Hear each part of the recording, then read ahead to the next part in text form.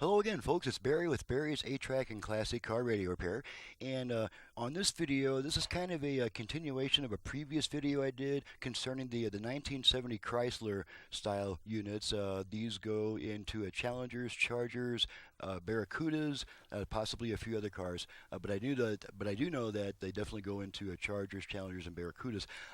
In the previous video I did on this, I demonstrated how the unit not receiving enough current from the car wiring will allow it to play fine until you go to change tracks on the 8-track functions, and it won't change tracks. Now that's because this unit, when it's operating normally with the 8-track, it's pulling about 4 amps, maybe a little bit more than 4 amps. But when you go to change tracks, there's a sudden draw of up to 10 amps, and if the car wiring is not supplying that, then it won't.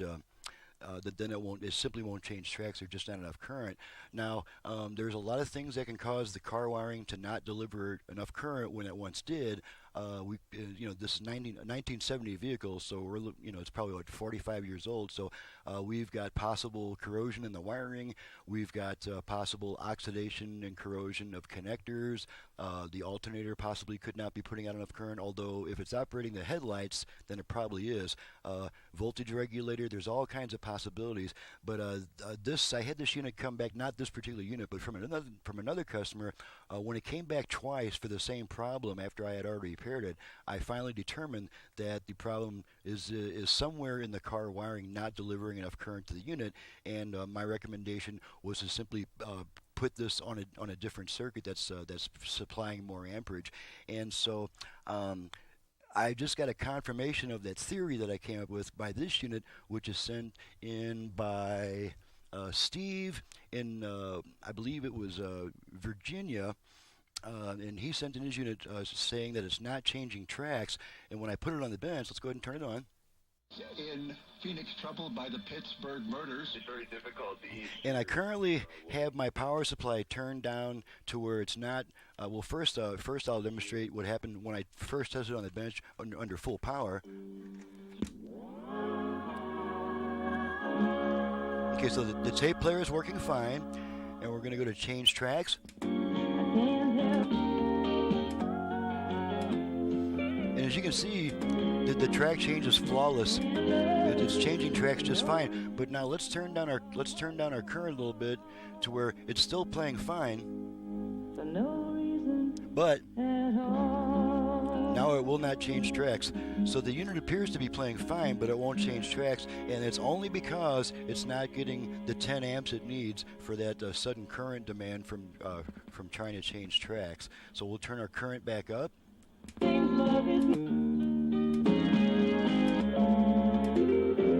So as you can see,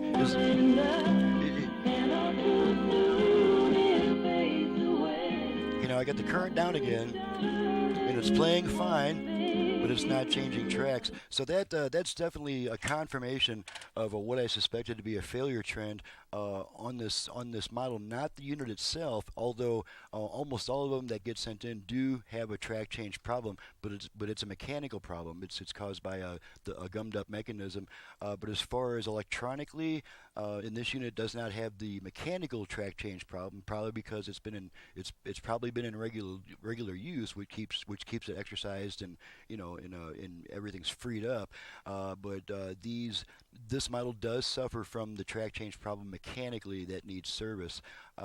And so the link to the other video that I did concerning this very same problem, I've put the link to that video underneath in the description below, and you can look at that video too, so you can see that it's the same problem.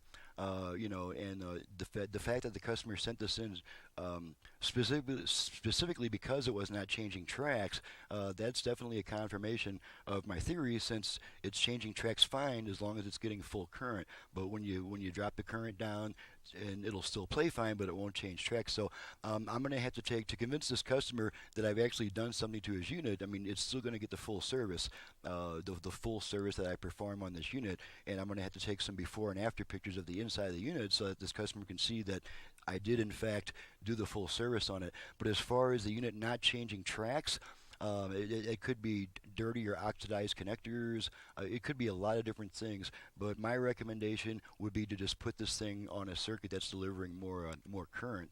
And that's all we can do. On the bench, the unit's working fine, just like the other one was. And that's pretty much the only point that I'm making in this video, is to reinforce a theory that I came up with on the previous video, which is in the description below, that in this case, the unit itself is switching tracks just fine, just like the last one that I did, which I made that other video on, but the unit is simply not getting the current it needs to meet that sudden 10 amp draw to change tracks. So that was the only purpose of this particular video. I will be doing a final test of this unit after I perform all the service on it. It'll be, of course, a demonstration of the final test and making sure that everything works before I send it back to the customer.